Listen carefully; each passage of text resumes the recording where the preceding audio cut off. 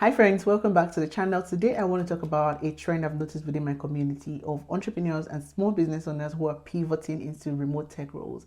I've seen this happen quite a number of times and it's just very interesting to see. But today we're specifically addressing a DM that I got. I'm going to read it out to you in a minute and then we will talk about it. I'll try as much as possible not to sound like a guru because if you've noticed, I'm not a guru. I'm just really sharing from my experience and from what I have seen work for some of my coaching clients in the past that can also be useful for you on your journey if you're trying to make this kind of pivot. So without further ado, let's get into it. So the DM says, after school, I started a business in 2017 and it was good until COVID hit and I had to close up shop in 2022 because business went bad. I got a job within the church community in 2024 as a front desk officer and then as an account officer in the cooperative. Now I'm looking for something better and remote. My question is, how do I navigate this being that all I have done prior is business? Also, how do I present my experience in the church space as skills, seeing as work experience within the religious community is not recognized by HR managers in Nigeria? Obviously, the person who sent this message is from Nigeria, but their situation is not unique. And I think that's the first thing to note, is that whatever you're going through is not unique to you. There's nothing special about what you're going through. Someone somewhere has experienced it, they've gone through it, they've documented their experience somewhere in books, in videos, in audio format. You just need to find it and learn from the experience so you can navigate whatever you're going through, okay? And this particular situation is not unique as well. So let's get to it. I think to begin, we need to address the elephant in the room. Most people think that when they're trying to make a pivot from entrepreneurship into 9-to-5 career is a signal that their business has failed. It's like you could not make it work and now you're looking for option B. First of all, there is nothing wrong with that, with looking for an option B. Second of all, I think that as human beings, we have the right, and research has it, that we will change careers at least 1 to 6 times in our entire lifetime. So if you decide that you want something different with your life, you just need to make sure that you have the right people around you, because the right people will not shame you to it and call you and say that you have failed or call you a failure because you're making a pivot. I think we also have to recognize that there's so many reasons why entrepreneurs make this kind of pivot from working within their business to 9 to 5. It might be because the business has not scaled as you hope to, just as you would see in Okiki's case, or it might be that you're just burn out from doing the same thing over and again and you're looking for something different to do, and that is absolutely normal. It might be that you're looking for stability in your income and your business has not been able to provide that for you over a long period of time, and you're still looking for flexibility, the stuff that you're already accustomed to in your business in a career. So you're looking for something remote and flexible. Whatever your reasons, in this video I'm going to share with you a framework, a step-by-step practical guide to help you navigate this journey of transition from where you are now to where you ultimately land the remote job of your dream, leveraging the skills that you've already built. So you're not doing any major upskilling, so to say, but you're leveraging what you've already known and what you've already built in the past. Now, before we dive into the framework, why am I the best person to talk about this? Again, I am not here as a guru. I'm just sharing from my experience. There was a time in my life as well where I was a full-time entrepreneur and I was just selling all these gift boxes to couples, lovers, whoever it is that want to give to their partners. I ran the business for about a quarter or so, and then I realized very quickly that it wasn't sufficient for me. I always like to do lots of different things and also to have a sense of stability in my income. The business was not providing that for me at the time, and I needed something that was stable and also provided me an opportunity to have multiple challenges. And so that business quickly became a side also whilst I got a 9 to 5. So I believe that experience has positioned me to be credible to talk about this. However, do not take my word for it as a professional. I am not a guru. I keep saying this all the time, but trust me to say that I have seen this framework or this strategy I'm about to share with you in this video. First of all, it's worked for me, and I know that it's worked for a lot of my clients who have also gone through this kind of transition. And I have no doubt that if you apply it the right way, it will work for you as well. Oh, and there's something else I need us to address before we get into it, and it's that mindset that I could literally hear from Okiki's message and a lot of entrepreneurs who are looking to make this kind of pivot. Most people do not regard their entrepreneurship background as an advantage. If anything, they see it as irrelevant, they see it as not useful for the next phase of life that they're going to. But let me break it to you that your entrepreneurship background is not just relevant, but it's also your strongest, biggest advantage over someone who has been building their career for years and years. Because listen, as an entrepreneur, you've done it all. Your experience is vast, is wide. You've been everything to everyone in different situations. You've been customer support, sales, marketing, operations. You've been everything. You've been fulfillment. You've literally. And so that positions you as somebody who has shown, first of all, a sense of ownership at a very large scale. You've also shown that you can manage processes from start to finish. You've shown that you put your effort into something and get result from it.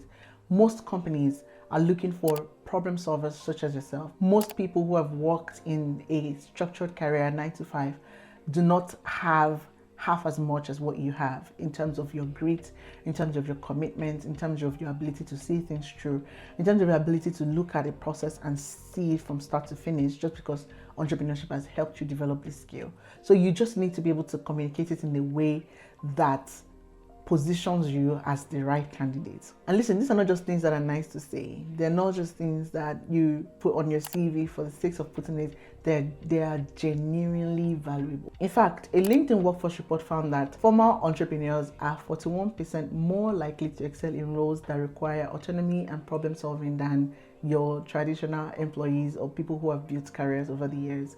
And these are the skills that businesses are looking for. How do you position yourself as somebody who is not just the right candidate, but who can deliver on the job? The first step is to mentally reframe your experience. Reframe how you talk to yourself, how you talk about yourself, how you talk about your deliverables and the achievement that you've gotten within your business. And I think for me, this was the biggest hurdle I needed to cross, is being able to see that I am not just building a business, but I'm driving business growth or business objectives, and how this business objective applies to every other kind of business. Because trust me, business problems and situations are not unique to each of the businesses. So rather than seeing yourself as just a small fashion business owner, I want you to start reframing how you see yourself, what you describe yourself as. So see yourself more as somebody who has owned and built business processes and systems, as somebody who has owned and managed product conception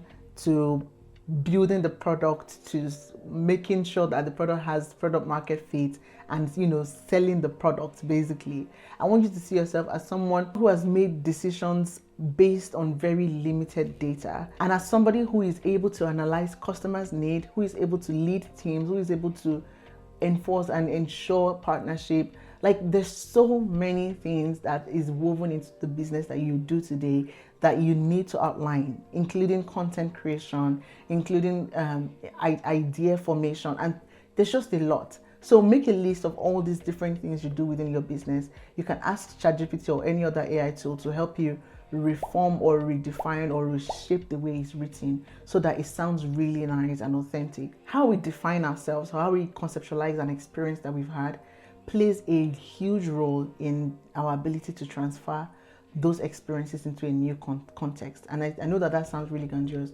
but the simplest way to say it is the way you think about an experience you've had plays a major role in how you bring that experience or the learnings from those experiences into a new context, into a new thing that you're doing. And if you're not able to define it right, if you're not able to conceptualize it right, then it's just a waste of experience, basically. I don't want that to be your case. So try and reframe what you've been through, what you've done within your business. The second step is to identify your transferable skills and define your roles. I said before that within your business, you did everything. You were a jack of all trades. You didn't have a choice. You were a one-man operations team, and you were the same person. Some people even give themselves different names. So they will say, my name is Jane. I'm going to pass you on to Rita. And, it's the same person who is Rita and who is Jane. So But Rita, Jane is customer service, Rita is operations manager, and then they have another one that is Joyce. Joyce is HR manager, and they do all these different roles within their business.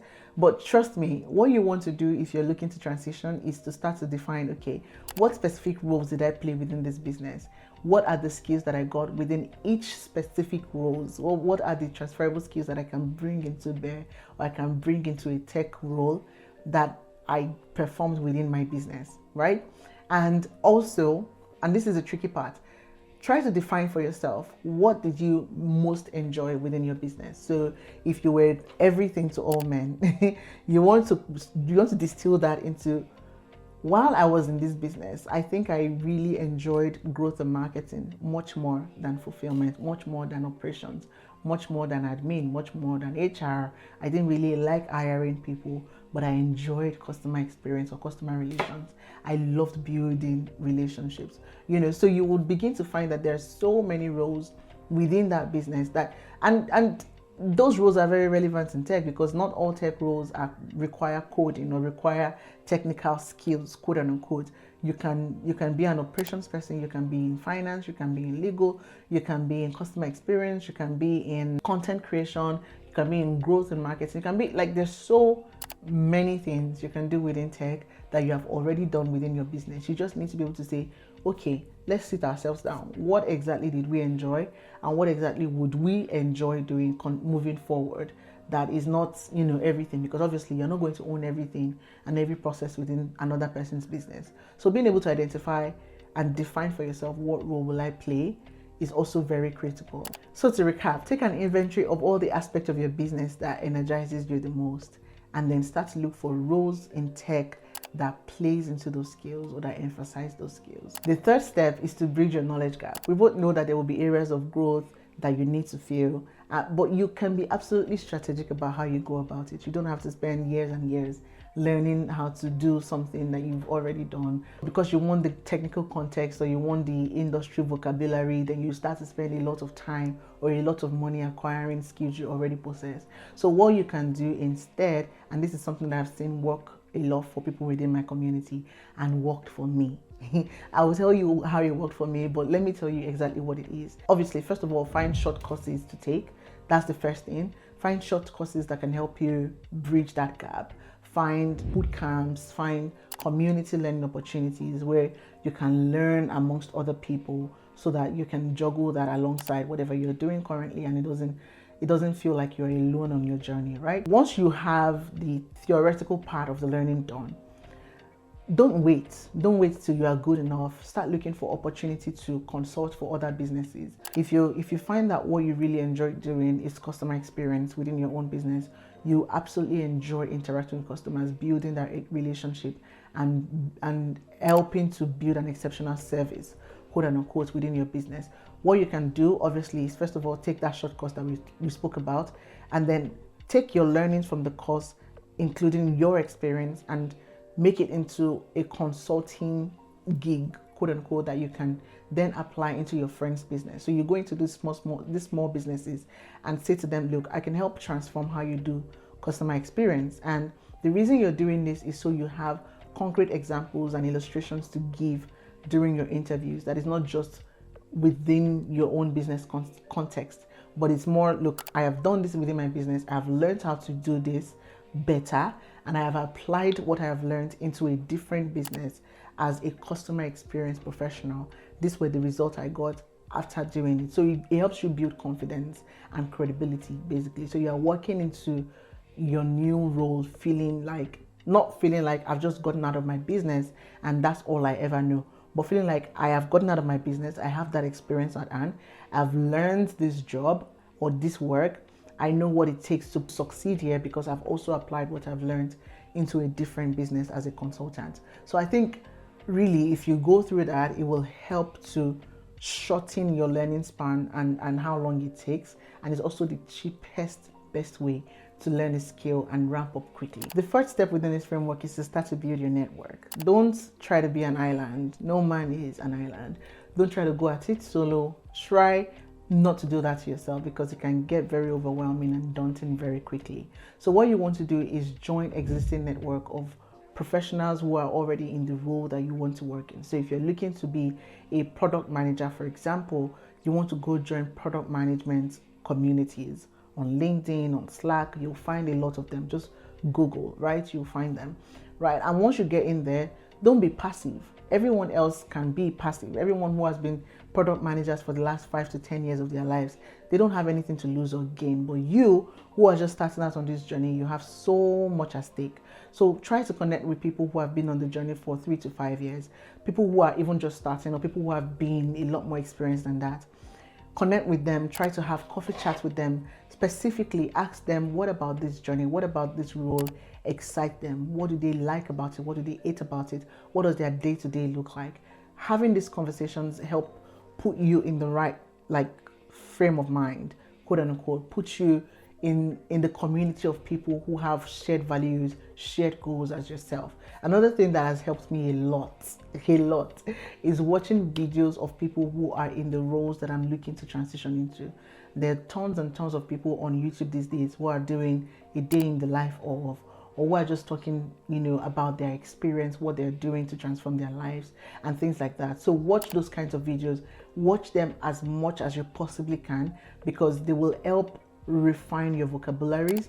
They will help you see what it looks like, in that role 2 years from now. Even though it might be ridiculously difficult today, you can start to picture what it would look like as you grow and as you master your skills. So surround yourself with support. Even if the support is not available, go and look for them, because it exists somewhere in this world, okay? So look for support, look for community, and be a part of something. The next step in the framework, and I think the fifth one, is creating a compelling narrative. I cannot even overemphasize how important this is, especially for your context. You want to be able to tell a story about your career that is compelling, convincing, and that shows the hiring manager or the recruiter that you are the best person for the job. There's a research by Microsoft's behavioral science team, I think something like that, that shows that candidates who are able to tell coherent stories about how their past experiences fit into their future experience or their future role or the role they're looking to work in are more likely to get the offer than people who don't connect their past experiences to their future roles. So your work, your business is to find out how you can tell a compelling story about what you've done in the past and how this prepares you for the role you're about to work in. There are two ways to look at this. The first way is to present yourself as an entrepreneur, as somebody, a founder who have transformed the business, the core of a business. So you talk more specifically about what you're looking to do. As an example, if you've owned a fashion brand, like we've used in my previous examples, you can say, as a founder in this industry, I have built customer loyalty and customer referrals through exceptional customer service, and this was how I did it, and you can start to talk about the different strategies that you employed within your business to help drive customer loyalty that you can bring on board in this new role, assuming you're applying to a customer experience role, right? So you can bring that into, this is what worked for me when I was running my business, and I know that it can work here as well. That's one way to look at it. Another way to look at it is to redefine your role, like we said earlier. Redefine your role even in your CV. So instead of saying that you were a founder, you say that you were a customer experience manager within your own business. So you don't present yourself as the owner of the business, but you present yourself as a team member within the business, and you talk specifically about your experience within the team. So those are the two ways I think you can start to look at what sort of story do I want to tell about my previous experience and how it applies to this new role that I'm looking to work in. And I think this is related to the mindset thing we're talking about in the beginning. To be able to craft a compelling narrative, you need to have a very different mindset about what you've done within your roles, because your entrepreneurial journey is not a detour into, you're not taking a detour, you're not taking a pivot, quote unquote. It has prepared you for this role, and you need to see it as such. The sixth and final step I want to discuss within this framework is applying strategically. You, unlike most people, are coming from a very unique background. So you need to make sure that you're not randomly applying to roles like everyone else is doing. You need to ensure that your application is properly tailored to the role that you're looking for. Second of all, you're telling, like we said, a compelling story in your CV and in your cover letter, but you are also following very unconventional job search strategies. If you want to learn more about these unconventional job search strategies, you should watch this video here that I recorded some time ago about how I went from earning less than $100 to earning over $4,500 in one single year while living in Lagos, Nigeria. So these were the steps that I took to be able to do that, and I think they can also be applied in your situation. Learn how to apply unconventionally so that you can stand out from the vast majority of people who are also applying to the same roles. So we've come to the end of today's video. Thank you so much for watching. If you've made this kind of transition yourself or you are in the process of doing it, I would love to hear your experience. If you have any questions for me, also leave them in the comment. I will be there to answer all of your questions. Thank you again for watching and sticking with me to the end, and I'll see you in the next one.